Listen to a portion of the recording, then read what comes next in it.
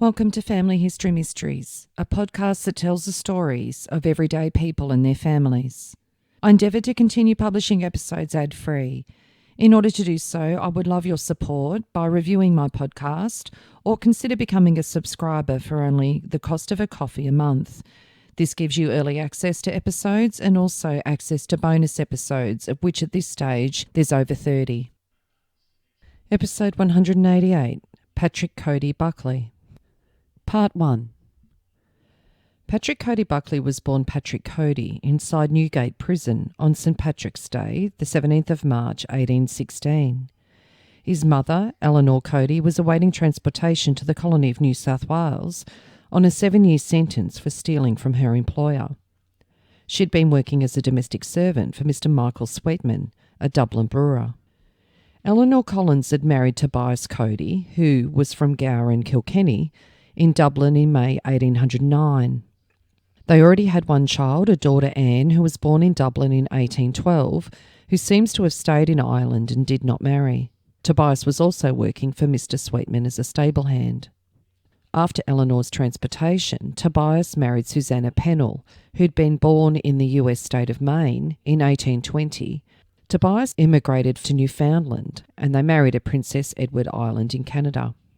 By 1824, he was living in Nova Scotia, Canada, and by 1827, they lived at Prince Edward Island, Canada. Tobias went on to have 13 children with Susanna. Tobias was a farmer. In 1841, they owned 87 acres of land.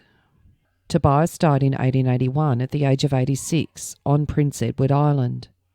Meanwhile, Eleanor and baby Patrick sailed from Cork to Sydney on the Canada in 1817, where they were placed in the Parramatta Female Factory. At the time, the policy of the colony was to try and match female convicts with ticket of leave men so they could help develop the new settlement. So Eleanor Coady married Edmund Buckley in 1818. He was an Irish convict who'd arrived in Sydney in 1812 and after having served some of his life sentence, obtained a conditional pardon. Like Eleanor, he'd been married in Ireland, leaving his wife and 2 sons behind. Edmund Buckley immediately began his agricultural life in the district of Prospect, New South Wales, just south of Sydney. He supplied milk and dairy products as well as wheat to meet the government tenders for supply of produce for the hospitals and early colony communities. Edmund now became Patrick's stepfather, and he reared the boy well, and Patrick took on his stepfather's surname. Patrick was given a childhood on the land, but he was also educated at school in Sydney. Edmund and Eleanor had no children of their own. In the 1830s, Edmund and Patrick, with a number of stockmen in their employ, moved livestock south to the Monaro district, establishing a station and a store at Woolwye. They came in search of better grass for their stock during the drought that was ravaging areas west of Sydney. The area was originally known as Buckling's Crossing, but today is called Dalgety. In 1834, Patrick became manager of this land. Then, over the next few years, they also developed a station to the southeast of Benambra. They made various annual trips to Sydney. In 1837, with the loss of Ellen, aged 53, Edmund and Patrick had a marble tablet placed in her honour at St Mary's Catholic Cathedral in Sydney. Edmund and Patrick returned to the Snowy Mountains and then moved further south to the present district of Omeo beside the Tambo River. They held the Tongyomungi and Ensay runs and established Bindi Station, where they played host to Count Strzelecki and his associates in 1840 on their geological survey of southeastern Australia. Count Strzelecki marked Edmund and Patrick stations in 2 locations on his map as Buckler's Station, and it was also marked as Encampments of the Explorers, route from Yass Plains by the Australian Alps and Gippsland to Port Phillip. This paper was produced in London in 1841. It was on this trip that Count Strzelecki climbed and named Australia's highest mountain, Mount Kosciuszko, in honour of his fellow countryman, Thaddeus Kosciuszko. More on Count Strzelecki was featured in episode 137. Count Strzelecki named Edmund Buckley as one of the 2 first European pioneers in Gippsland in his report to the House of Commons in 1841. Edmund Buckley went on to marry again and raised a family of 8 children, and he's virtually unknown for his role in early exploration and settlement of Australia. In the early 1840s, Patrick and Edmund had a disagreement. Patrick then came down to Gippsland, and in 1843 he took up his own run, Coady Vale Run, later known as Prospect, which was nearly 54,000 acres on Merriman's Creek, more or less the sea spray area and fronting Lake Denison. In 1844 he added the Tara Creek Run. It was an area near where a port had already been established and stock was being conveyed to Van Diemen's Land to supply the convict population there. This gave Patrick an immediate source of revenue as he regularly drove stock to Port Albert for shipping. He was on his way to become a very wealthy man through the cattle trade. He is not regarded by historians as a particularly good man because of his treatment of a Chinese servant and more widely the Aborigines of the area. He wrote of hunting Aborigines with the border police. He lived a relatively isolated life on his stations. He didn't marry and had no family. He was a hard man and did not seem to socialise much. Patrick remained on his run until his untimely death, and he kept an extensive diary. This manuscript has been an important document for historians to understand the early life of squatters in the area, as well as the establishment of the Catholic Church within the surrounding districts. He'd established his land, he built a dwelling for himself and buildings to house his employees. He bred fine stock and grew excellent crops. He was much respected by his neighbours, with whom he did business and also socialised. In his diary, he describes his arrival in Gippsland. Monday, January the 1st, 1844, I commenced my journal from a place called Tambo River in my 28 years of age on my way from Munaroo Plains to Gippsland in the company of Mr. Tingham and two of my men named John Neal and William Scott. We started from the Tambo River where we camped the night before and came to Sapling Yard, a place called Monkey Creek with enough to do as the cattle drove very tough. Buckley's known as one of Gippsland's real pioneers. His holdings included the Coady Vale, that was later called Prospect East and Prospect West on Lake Denison, 1843 to 1873, Tara Creek, 1844 to 1851, Wollongamarang, also known as Walgolmarang, from 1851 to 1859, Maryville, also known as Maryvale, 5 miles north of Morwell, 1861 to 1872, Neoyang, just north of Bruthen, 1862 to 1867, Benambra, 1862 to 1875, and Jelantipi, 1864 to 1875. Patrick died in 1872, a very wealthy man, but without a wife or child. When he died, he left no will, and the government tried to divide his estate amongst distant relatives. This was eventually achieved, but not before nearly £40,000, more than half of his estate, had been taken up by legal costs. It took 10 years of commissions sent by the Melbourne Supreme Court to Dublin, Kilkenny, Newfoundland, Nova Scotia and New York to discover 9 living first cousins who shared in what was left of his fortune. Although Patrick never married, he did keep close company with Eliza Ricketts, the daughter of his housekeeper. Later, Eliza claimed they'd been unofficially engaged. Patrick is buried in the Sale Cemetery in a modest grave with a headstone that reads, "In loving memory of Patrick Coady Buckley, one of the earliest settlers in Gippsland, died at Prospect on the 16th of June 1872 at the age of 52 years. On the 24th of May 1873 in the Melbourne Australiasian, there is an article referring to the goings-on in the Supreme Court. It says a somewhat peculiar case was tried in the Supreme Court on Tuesday, Ricketts versus Hewen. The defendants are the administrators of the estate of the late Patrick Coady Buckley, who died interstate some months ago. The plaintiff is Miss Eliza Ricketts, who claimed £6,320 as due from the estate to her. It appeared that her father and Buckley were partners in a dairy business in Gippsland from 1844 to 1860, when they dissolved the partnership and Buckley gave Ricketts a promissory note for what he considered due to him on the takings of the accounts. Buckley had other stations in Gippsland and Miss Ricketts acted as storekeeper for 25 years for them. Buckley had intended to marry her and had bought the wedding clothes and the ring, but died before the marriage was celebrated. The promissory notes given by Buckley to Ricketts were endorsed by the latter to his daughter, and she sued on them and also for her 25 years' service as storekeeper at £160 a year, and the jury gave her a verdict for the full amount she claimed, £6,320, there being virtually no defence. The estate was worth over £60,000 and, so far as is known, the deceased had left no legitimate heirs. The Attorney-General claims the balance after payment of debts as belonging to the Crown and has instituted a suit to have the estate administered in equity. Recently, we learnt that 2 claimants to the properties had come forward, one from Ireland and one from New South Wales, but nothing as to their respective titles has yet been made public.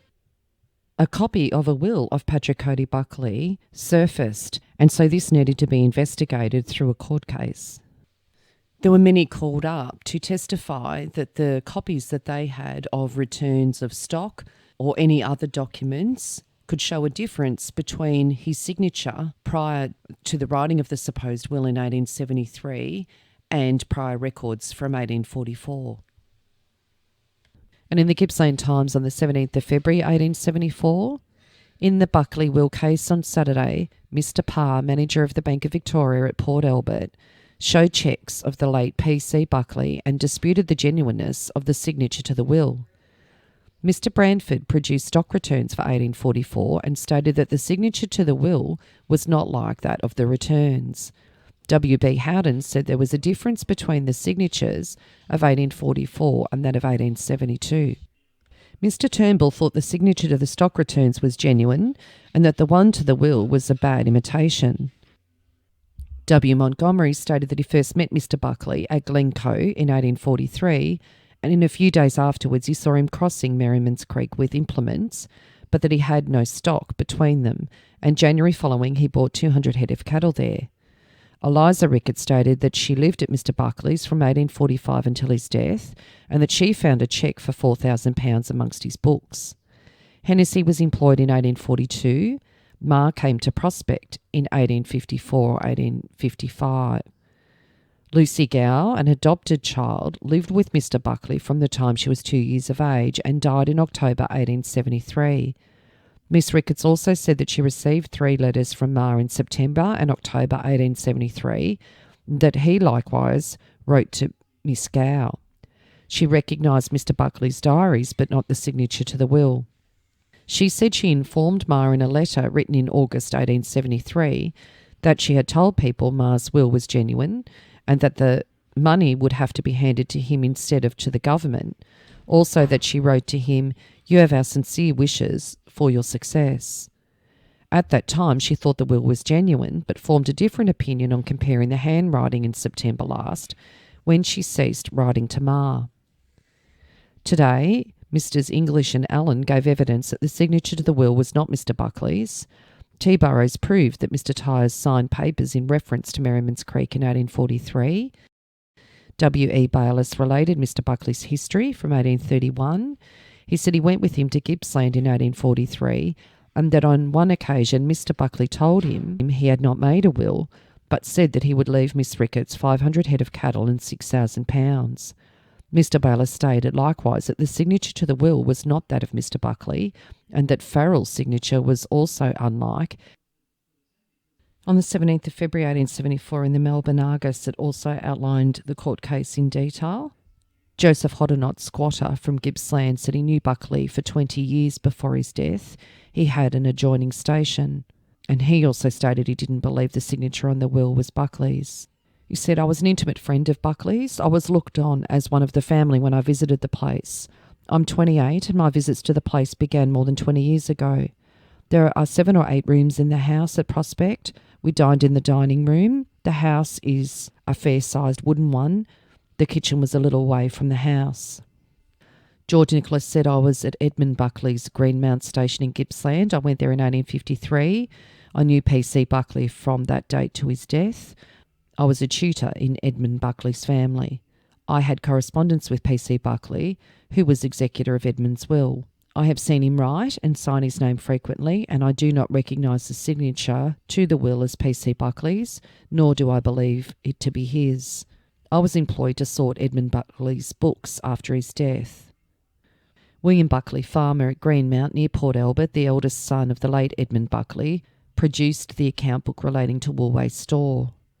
He knew the late Mr. P.C. Buckley intimately, as long as he could recollect anything, and he had seen a photograph of the will, and he did not think the signature was Buckley's. After P.C. Buckley's death, I received a letter from Ma, which I have either lost or destroyed. He inquired about the death of Buckley and whether he made a will. The letter contained no reference to his making a will in favour of Ma. Miss Ricketts always dined at the table when I was there, no matter what company was there. I am 33 and I recollect Ma coming to the station in 1865. He stopped for a week when he was coming from the Tarra and also for a time when he was returning. I remember the character of Buckley's writing 15 or 20 years ago. I used to read P.C. Buckley's letters to my father and to answer them. Eliza Ricketts was examined. I lived with my father and mother in April 1842 at a place called Maya in Monero. Edmund Buckley resided at Monero at the same time, 3 miles from us. P.C. Buckley was living with Edmund Buckley. A disagreement occurred between P.C. Buckley and Edmund in the later part of 1842. A short time after the disagreement, my parents and I removed to Edmund Buckley's run. Soon after the disagreement, P.C. Buckley left Edmund and stayed with us for a time. He then removed to Michael O'Donnell's early in 1843. I recollect him going to Sydney twice, once while he was living with us and once when he was at O'Donnell's. On the latter occasion, he went down purposely to get supplies to go to Gippsland. Edmund Buckley could not write. He kept a clerk. P.C. Buckley told us that he had notice to quit and showed me the document produced. Before P.C. Buckley went to Sydney for supplies, he had gone to Gippsland. He'd gone part of the way, I think, with Mr. Holland. Buckley took no cattle with him from Monero to Gippsland. My family and I went to Gippsland in April 1845. We lived at Buckley's house at Coady Vale, otherwise known as Merriman's Creek. I lived at the home till the time of his death. After his death, a cheque for £4,000 in my favour was found amongst his papers. A letter was also found. They are now lost. I recovered the amount of the cheque. I remember Ma visiting Prospect in 1864 or 1865. He took his meals at the same table with Buckley. I took my meals at the same table. Miss Lucy Gow was an adopted child of Buckley's. She came to live in the home when she was 2 years old and died on the 26th of October 1873, aged 23. She was an invalid for 4 or 5 years before she died. The letters produced signed by Ma I received, and they were in the envelopes produced. The 2 letters were then read as follows. 2 letters to Miss Gow. Tankard's Temperance Hotel, Lonsdale Street, West, Melbourne, July 15th, 1873. Dear Miss Lucy Gow, I did not know where to write to you until Miss Ellen Ricketts informed me. You need not fret about being left destitute. I have made a will, but forgot you until it was signed. If I see danger, I shall not forget until I see you, so please keep this note safe. Thomas Marr. And another one from the Crown Hotel in Queen Street in Melbourne, July the 23rd, 1873. My dear Miss Lucy Gow, I am sorry to inform you that I am in a very delicate state of health, so much so that before I left Wagga for Melbourne, I had to make my will. I went as near to Mr. P.C. Buckley's own opinion, to stand in his shoes as nearly as I could think, but sickness prevented me from thinking of you at the time. Please God that I live 4 or 5 weeks longer, so I leave you independent of any person. There are many changes in life. Miss Ricketts might get married, or she might die. You cannot tell. You might never see me. Look at poor Mr. Buckley, how short the days were. A person who I thought would live for 90 years. So, dear Lucy, do not fret. I shall secure you as long as you live. And take my advice, do not waste it, as this is not the way poor Mr. Buckley would have it. I hope it will stand as your friend when others might turn their back on you. I write you these few lines to keep you from fretting. Please God that you may not be left dependent on any person. You are welcome to show this letter to any person, and I hope it will relieve your mind. I knew your father, the late Mr. John Gow, well, but did not know your mother, although I saw her. So if any accident should happen to me, I shall make a proviso for you. At the same time, you must excuse my bad writing. I am, dear Miss Lucy Gow, your most obedient servant, Thomas Marr. And it was addressed to Miss Lucy Gow at Engleton College, Sale, Gippsland. And a letter from the Crown Hotel in Queen Street, Melbourne, on the 1st of September 1873. To Miss Eliza Ricketts. Dear Miss Ricketts, I received your welcome letter this morning at the very time I was going to write to you. I am sorry that you have had such a fatiguing journey home. I am very sorry poor Miss Lucy is so unwell. Tell her if successful I will stand as near to her happiness as the late P.C. Buckley would have wanted, and to be in his shoes in every respect. Dear Miss, I have to inform you that I have been under medical treatment since the 22nd, and the doctors have done me a deal of good. They have nearly restored me. So I hope by the time you receive this, though, she'll be able to walk about in a weakly state. My kind respects to you and Lucy. I am, dear Miss, yours obediently, Thomas Marr. And another letter from the Crown Hotel, Queen Street, Melbourne, on the 10th of October, 1873. My dear Miss Ricketts, I was surprised last night. Mr. Holland Esquire came to me and asked me if I was not going to help the government against you in the late trial. I was never more surprised. Those detectives circulate so many reports trying to get the voice of the people against me. I am so very unwell. I cannot protect myself, as I have to be carried to bed and out, and carried into the courthouse and out. I have secured Lucy and others in a board of indemnity for fear that I should be taken short by a lawyer, so she need not fear. I am so unwell I can scarcely write. I send you and Lucy my kind respects. Excuse my illness. I remain yours most obediently, Thomas Marr. And P.S. The government are using powerful expressions against me. T.M. And then on the 18th of October 1873 from the Crown Hotel in Melbourne, Dear Miss Ricketts, I received your letter and I was surprised if anything I wrote that affronted you was not done intentionally. I told you that I had to give an indemnity to those people and the bank backed me. And if lucky, everyone that I intended leaving anything to, churches and every person as well as Lucy Gow. If it gave you offence, it was unintentional. Your obedient servant, Thomas Marr. And some letters from Eliza Ricketts, one from Crichton College, Glencoe, Gippsland, 25th of August 1872. My dear friend, I reached home safely after a long and tiresome journey. I found poor Lucy very ill, but now she's getting much better. I assure you, nothing would give me greater pleasure than to see you restored to health again. I've been watching the papers, but I can see nothing relating to your affairs. Yet everyone I meet asks me what I think about the will.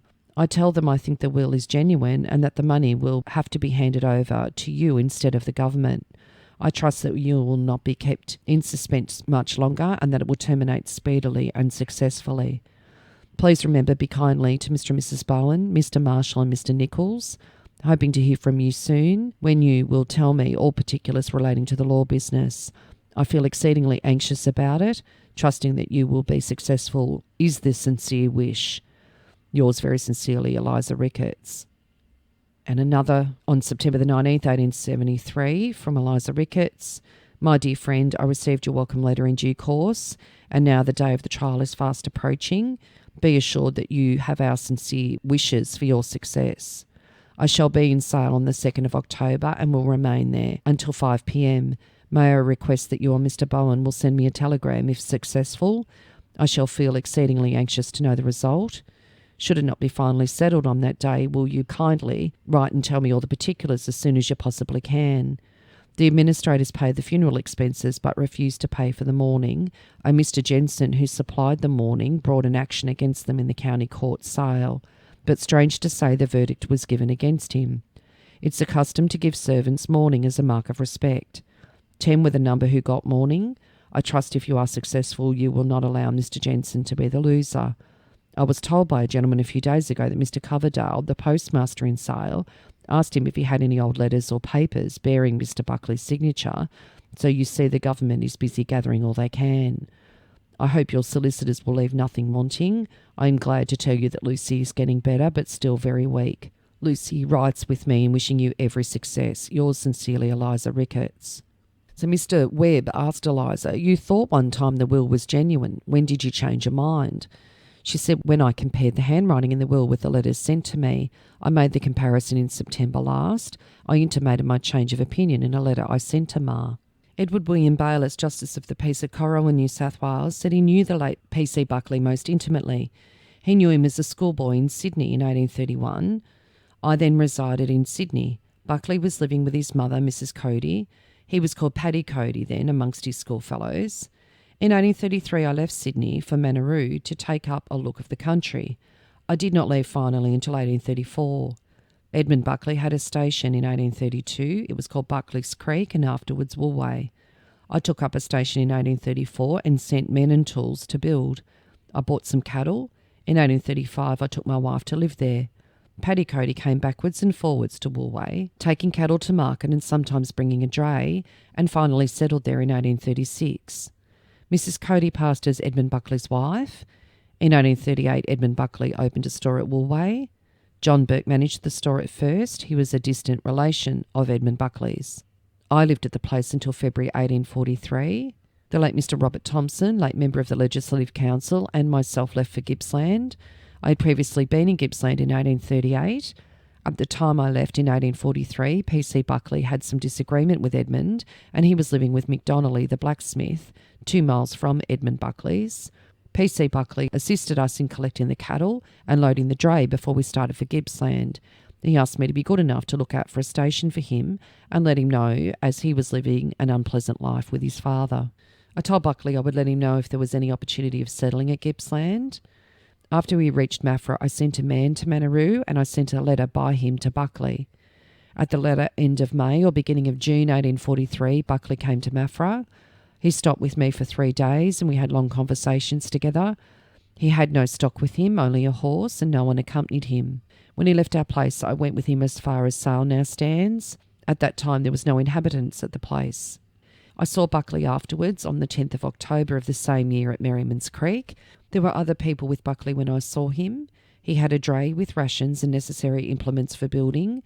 Buckley located himself at a place afterwards called Coady Vale on Merriman's Creek. I knew Buckley's signature well. I have seen the returns produced before. It was sent to the office at Cooma and it passed through my hands. He had to send in a return of the quantity of stock to enable him to get a station in Gippsland. This was dated the 1st of July 1843. The last letter I received from Mr. Buckley was 10 days before his death. I had always been in communication with him. I recollect him seeing me in April 1866. I had been very ill and I had drawn up my will, which he signed as witness. He suggested that he should draw up his will in my favour and that I should make one in his favour. I said no, I would not do that, as I was in better circumstances than he was, and I was not willing to be under the obligation of anybody. I afterwards saw him again in about April 1861, when my wife and I and 2 young ladies spent 2 or 3 days at his house. I settled accounts with Buckley and gave him a cheque for £50. Buckley said, "As you are leaving the district and we may never meet again, I wish you would get this will business settled." I said, "It is no use my drawing a will, as I am an interested person." The suggestion was that we should make wills in each other's favour, and I said, "Did you ever make a will?" And he said, "Me make a will? No, I have nothing to will." He then went on to outline how he intended to dispose of his property, and he said, "I ought to leave Prospect to Missy," that is Miss Ricketts, who he always called Missy. He said he would leave her 500 head of cattle, the pick of the place, and £5,000, as he was indebted to her and her father and mother for all he had got, subject to the care of Lucy Gow. I said, "Would it not be better to define what you would leave to Lucy Gow?" And he said, "No, if I was to leave her anything, some fellow would get hold of her and squander away all I left." I asked him how he was to dispose of the residue. He said there was something to spare for the overdraft at the bank, and there was some 600 head of cattle at Maryvale and on other stations besides the town property at Gifford. He said the residue would come to me, and he said, "Well, you won't draw the will?" And I said no. The next day when the horses were in the wagon, and just as I was going to start, he said, "I want a word with you." And we walked into the yard. He said, "Stop another day and let us get this will business settled." I refused again. I said, "I will stop a few days if you will go with me to Mr. Patton, the solicitor, and get the thing done in a legal way." This was as to the residue of his will in favour of me. He said, "Well, I don't want to expose my affairs to the world, and I won't go to the trouble." He also said, "It is a very hard thing. I have been working hard these years. I have neither a wife nor child nor relative. I suppose I've been working all these years for the government." I've had correspondence with him since 1843 frequently, and I'm sure the signature to the will is not Buckley's. Buckley was called Paddy Buckley after his mother went to live with Edmund Buckley about 4 or 5 years after 1831. He took the name of Patrick Coady in June 1843 after his disagreement with his father. I heard from him that his father wrote to him not to use the name Buckley. He asked me how he should brand his cattle, and he said as Coady was his name, he should adhere to it in future. In the evening, Buckley said the name Coady was causing a great deal of confusion, and I said, "What does that matter? It is your legal name. And he said the people said he changed it from improper motives. And I said, what was that to him? Nobody that knew him would believe it. He replied that the difficulty might be met if he signed PC Buckley. I dare say you will find an entry of his coming to my assistance in May 1844. He sent me letters signed Patrick Coady. I have destroyed them all except one, which I gave to the commissioners. After the conversation in May 1844, he always signed his letters to me, PC Buckley. I knew Thomas Farrell well for many years.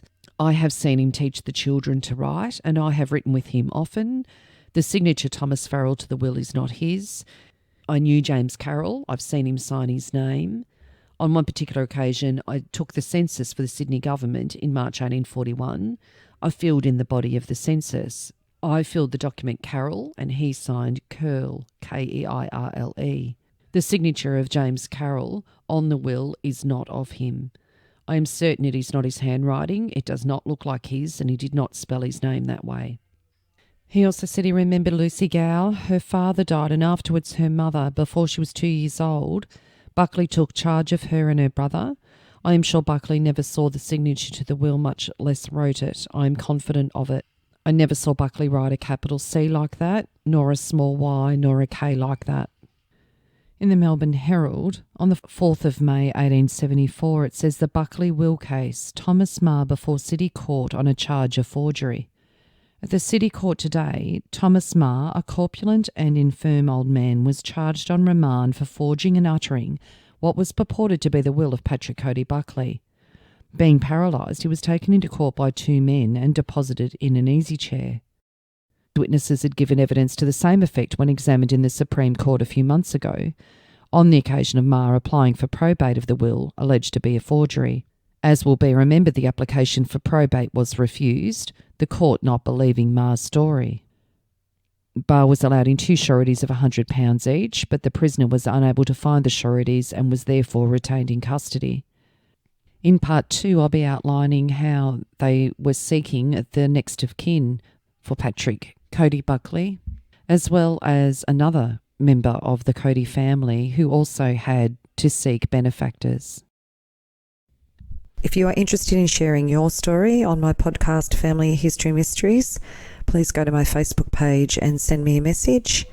If you would like some assistance in filling in the gaps in your family tree to see what mysteries you solve, please get in touch.